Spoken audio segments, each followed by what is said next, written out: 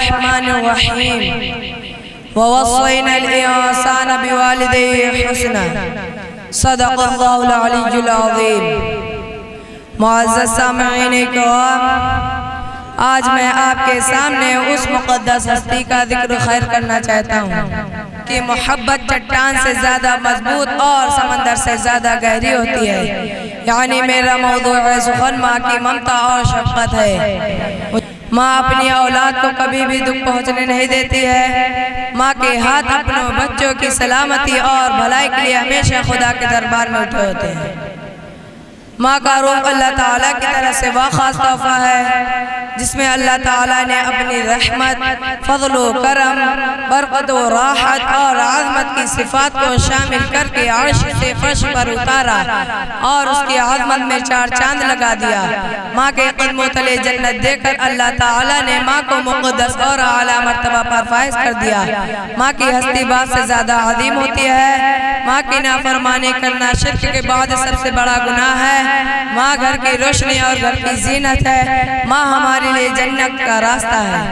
ماں کی انہی خوبیوں کی وجہ سے اسلام میں حق خدا سے زیادہ حق ماں کا بتایا گیا ہے۔ چنانچہ قرآن مجید کی متعدد آیات ایسی ہے جن میں خدا کے حق کو بھی بیان کرنے کے ساتھ ماں کے حق کو بھی بیان کیا گیا ہے۔ مثلا سورہ نساء میں ہے کہ تم اللہ تعالیٰ کی عبادت کرو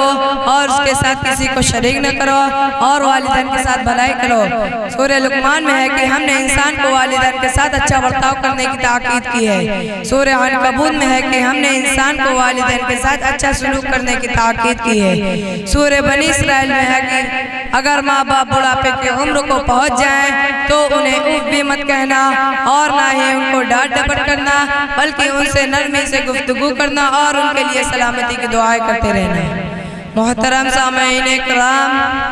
قرآن مجید کے بعد جب ہم ذخیرہ احادیث کا مطالعہ کرتے ہیں تو اس میں بھی جا بجا والدین کے ساتھ حسن سلوک کا ذکر ملتا ہے۔ کسی حدیث میں یہ ہے کہ کبیرہ گناہوں میں سب سے بڑا گناہ شرک اور والدین کی نافرمانی ہے، تو کسی میں یہ ہے کہ ماں کے قدموں کے نیچے جنت ہے، تو کسی میں یہ ہے کہ حسن سلوک کا سب سے زیادہ حقدار ماں ہے، تو کسی میں یہ ہے کہ ماں کے قدموں کے نیچے جنت ہے، تو کسی میں یہ ہے کہ ماں باپ ہی جنت و جہنم ہے، تو کسی میں یہ ہے کہ جو شخص اپنے ماں باپ کو محبت کی نگاہ سے دیکھتا ہے تو اس کے ہر نظر کے بدلے مقبول حج کا ثواب ملتا ہے۔ آج یہ دیکھ کر بہت افسوس ہوتا ہے اور کلیجہ منہ کو آنے لگتا ہے جس ماں نے اولاد کو 9 مہینے تک اپنے پیٹ میں رکھا اور بے پناہ مشقتوں کے ساتھ اسے جنم دیا، جس ماں نے سینے سے لگا کر دودھ کی شکل میں اولاد کو اپنا خون پلایا، جس ماں نے خود کچی اور گیلی زمین پر سو کر اپنی اولاد کو نرم بستروں پر سلایا، جس ماں نے اپنی اولاد کے خاطر اپنے حسن و جمال، رات کی نیند اور دن کے چین کو قربان کر دیا،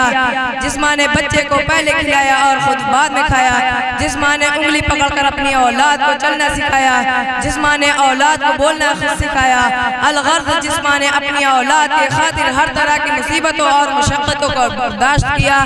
آج وہی اولاد جوان ہو کر ان کی خدمت کرنے کے بجائے انہی سے خدمت لیتی ہے، ان کو راحت پہنچانے کے بجائے انہیں تکلیف پہنچاتی ہے، بڑھاپے کی عمر میں ان کے لیے ڈھال بننے کی بجائے وبال بن جاتی ہے، ان کا ادب کرنے کے بجائے انہیں گالیاں دیتی ہے اور برا بھلا کہتی ہے، ان کا دل خوش کرنے کے بجائے انہیں رنجیدہ کرتی ہے، الغرض ان کے سارے احسانات کو بھول کر ان کے ساتھ برا سلوک کرتی ہے۔ اللہ تعالی ہمیں ماں باپ کی قدر کرنے کی توفیق عطا فرمائے، آمین۔